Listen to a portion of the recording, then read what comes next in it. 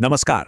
आज के इस खास विश्लेषण में हम एक बहुत ही गंभीर और बिल्कुल हालिया विषय पर बात करने वाले हैं। दिल्ली एनसीआर से लगातार आ रहे हेल्थ अलर्ट्स। स्वास्थ्य विभाग की चिंताएं काफ़ी बढ़ी हुई हैं, इसलिए आज हम सीधे सोर्स डेटा और मेडिकल रिपोर्ट्स के आधार पर ये समझेंगे कि आखिर ज़मीनी स्तर पर चल क्या रहा है। हमारा मकसद है सिर्फ और सिर्फ मेडिकल तथ्यों को सामने रखना, ताकि बिना पैनिक किए हम इस पूरी स्थिति को बेहतर ढंग से समझ सकें। तो चलिए बिना किसी देरी के सीधे इस नंबर पर आते हैं 1049। अब ये कोई मामूली नंबर नहीं है।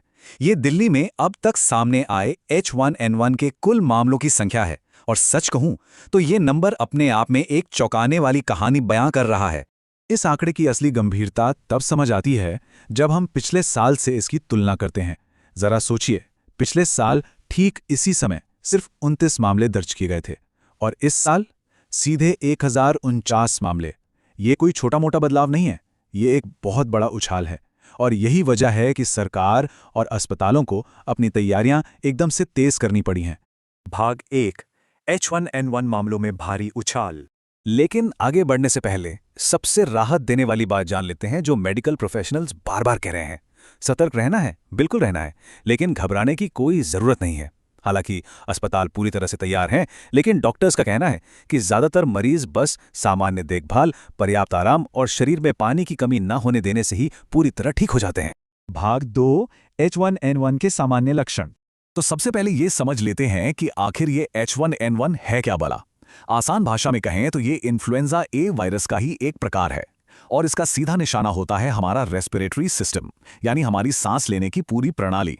इस बुनियादी मेडिकल फैक्ट को समझना बहुत जरूरी है। अब इसके हल्के लक्षणों की बात करें तो शुरुआत में ये वायरस बहुत छलावा देता है। बुखार, गले में खराश, खांसी, सिरदर्द, शरीर टूटना या थकान, ये सब इतने आम लक्षण हैं कि कोई भी इन्हें नॉर्मल मौसमी फ्लू समझने की भूल कर सकता है। और सच कहें तो यही वो वक्त होता है जब लोग इसे इग्नोर कर देते हैं, जो बाद में भारी पड़ सकता है।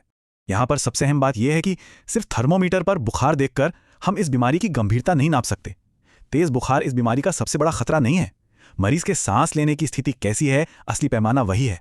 भाग 3 गंभीर खतरे के संकेत। अब बात करते हैं उन रेड फ्लैग्स की, यानी खतरे के उन निशानों की जिन्हें बिल्कुल भी नजरअंदाज नहीं किया जा सकता।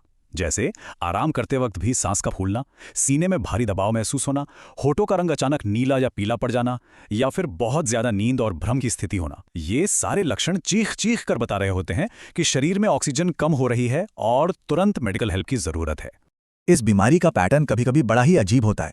मान लीजिए पहले 3 दिन फ्लू रहा, फिर चौथे 5वें दिन मरीज को लगने लगा कि वो रिकवर कर रहा है, लेकिन अचानक छठे दिन तेज खांसी और सांस फूलने की समस्या वापस आ धमकती है। ये जो झूठी रिकवरी है ना, ये एक बहुत बड़ा अलार्म है कि अब बिना देरी किए डॉक्टर से मिलना ही है।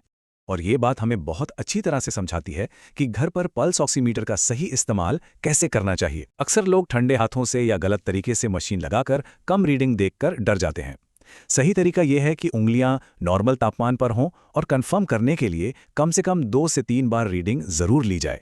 अब एक ऐसा सवाल जो शायद हर किसी के दिमाग में आता है, खासकर तब जब बात सांस की बीमारी की हो। क्या वाकई हर H1N1 मरीज को ऑक्सीजन सपोर्ट की जरूरत पड़ती है? चलिए देखते हैं कि मेडिकल साइंस इसका क्या जवाब देता है। डॉक्टर्स का जवाब एकदम स्पष्ट है, नहीं, बिल्कुल नहीं।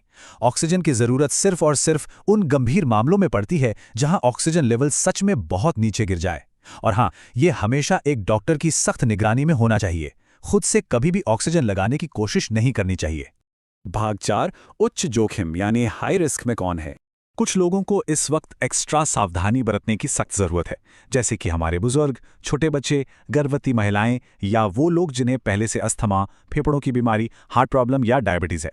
अगर इस ग्रुप के किसी भी इंसान में फ्लू का हल्का सा भी लक्षण दिखे तो उन्हें बिना कोई देरी किए तुरंत डॉक्टर से कंसल्ट करना चाहिए। भाग 5 बचाव और उपचार के तरीके। अब देखते हैं कि हमारा एक्शन प्लान क्या होना चाहिए।